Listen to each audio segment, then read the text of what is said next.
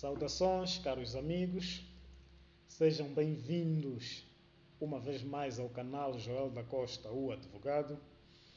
No dia de hoje, para os minutos que nos são reservados, escolhemos para abordar o tema o princípio da não autoincriminação no processo penal angolano, com realce para o dever da testemunha.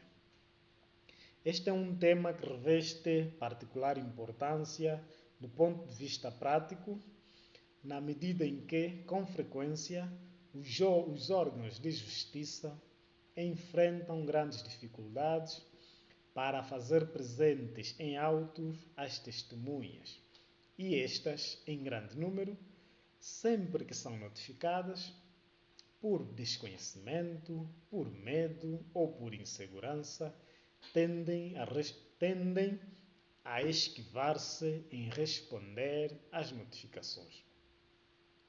Mas quem será então a testemunha e que relevância tem esta no processo?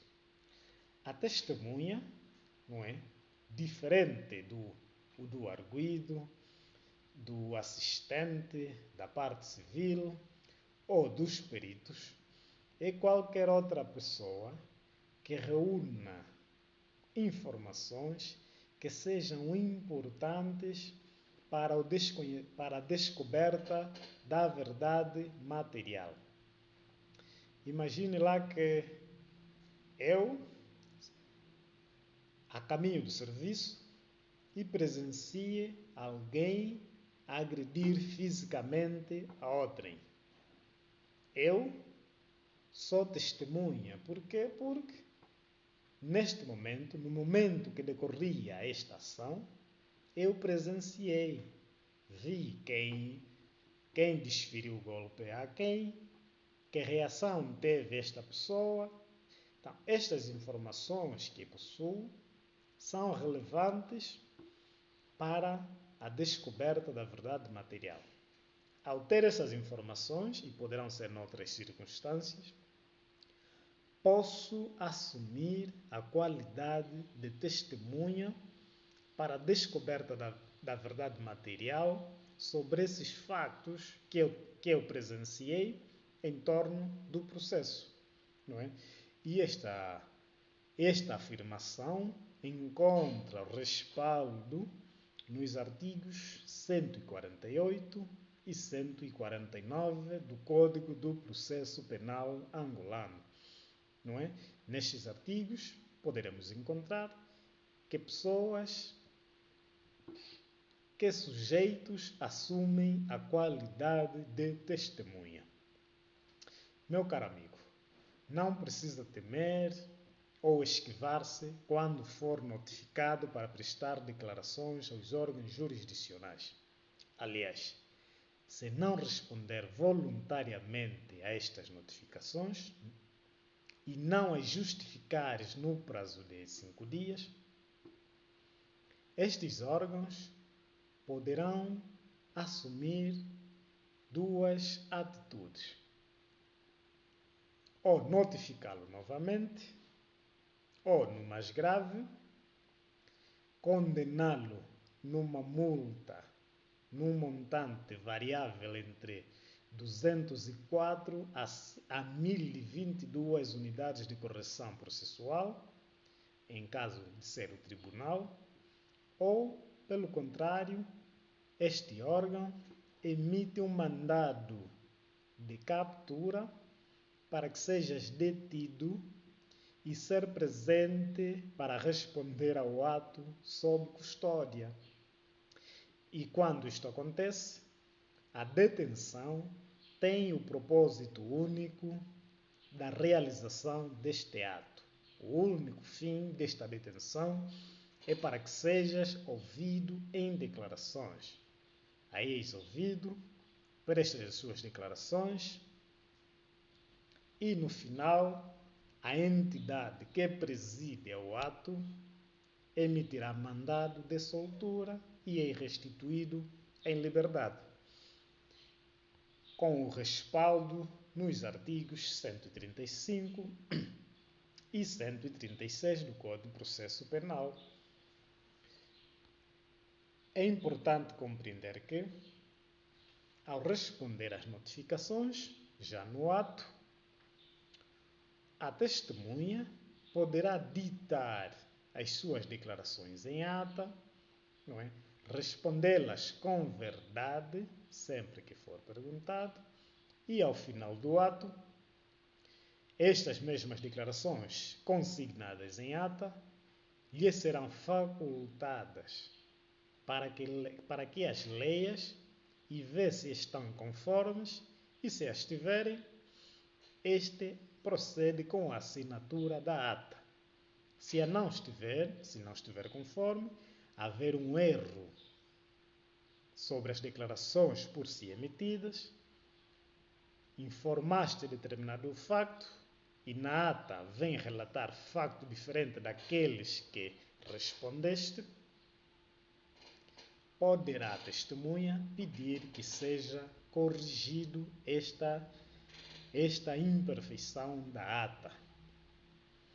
Mas então, por que razão, com frequência, as pessoas esquivam-se em responder voluntariamente às declarações, às notificações para prestar declarações na qualidade de testemunha? E não só.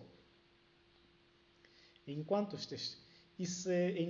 testemunha, não é? Ao prestar declarações como testemunha, perceber que as declarações a prestar, a resposta a dar às perguntas que lhe forem feitas, revelar a sua responsabilidade criminal. Por outras palavras, como comportar-se se, estando presente em auto de interrogatório,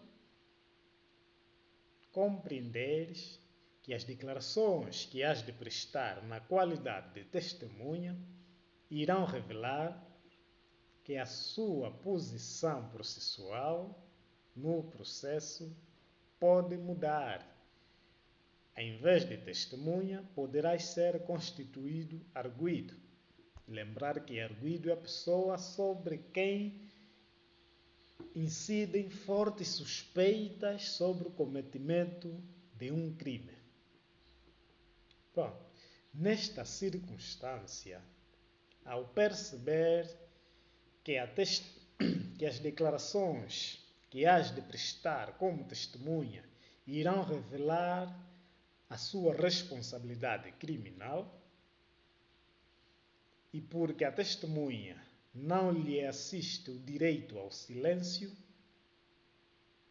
o que deve fazer é invocar o privilégio da não autoincriminação. Não é? Invocando o privilégio da não autoincriminação, a entidade que presida o ato, não poderá forçar-lhe que responda a esta pergunta. E este privilégio da não autoincriminação deriva, não é, do princípio latino nemo tenetur se ipsum accusare. E significa fundamentalmente que ninguém é obrigado a testemunhar contra si próprio. Ninguém pode produzir prova contra si, fornecer informações, declarações verbais sobre fatos que o possam incriminar, não é? E por não estar assistido pelo direito ao silêncio, a testemunha não pode ficar em silêncio, deve necessariamente responder.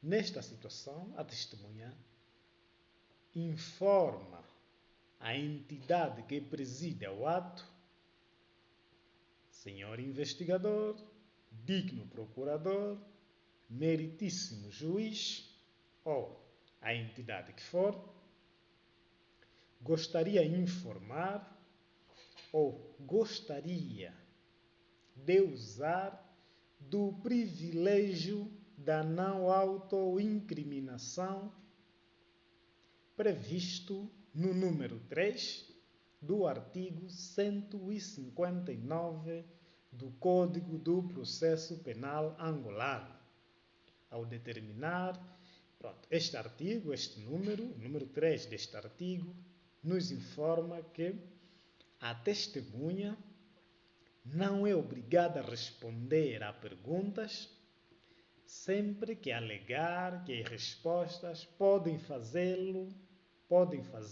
incorrer em responsabilidade penal. Com essa declaração, não é porque a testemunha esquiva-se à justiça, não é porque interfere na realização da justiça. É tão somente porque, neste momento, por estar insegura de si mesmo, poderá fornecer provas que hão de revelar-se fundamentais para a sua responsabilização criminal. E, ao sê-lo, estas provas poderão ser objeto de anulação. São nulas, em princípio. Dependendo de uma ou de outra circunstância, estas provas poderão ser nulas. E mais, ao invocar este privilégio da não autoincriminação, o órgão que preside ao ato não poderá obrigá-lo a responder a essas questões que, no seu entender, poderão revelar a sua responsabilidade criminal. Este órgão não poderá responder essas perguntas e irá ditar em ata que a testemunha usou deste privilégio e que prefere não responder a estas questões para não revelar factos que o possam incriminar. E isto não vai significar a sua culpa imediata. Atenção. Este é um direito que a lei prevê e que devemos usá-lo sempre que nos encontramos nesta qualidade. E quando assim acontecer, a atitude imediata que deverá ter é solicitar o auxílio de um profissional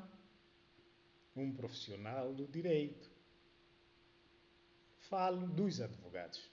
Consulte o seu advogado e este o informará que atitudes irás tomar a seguir.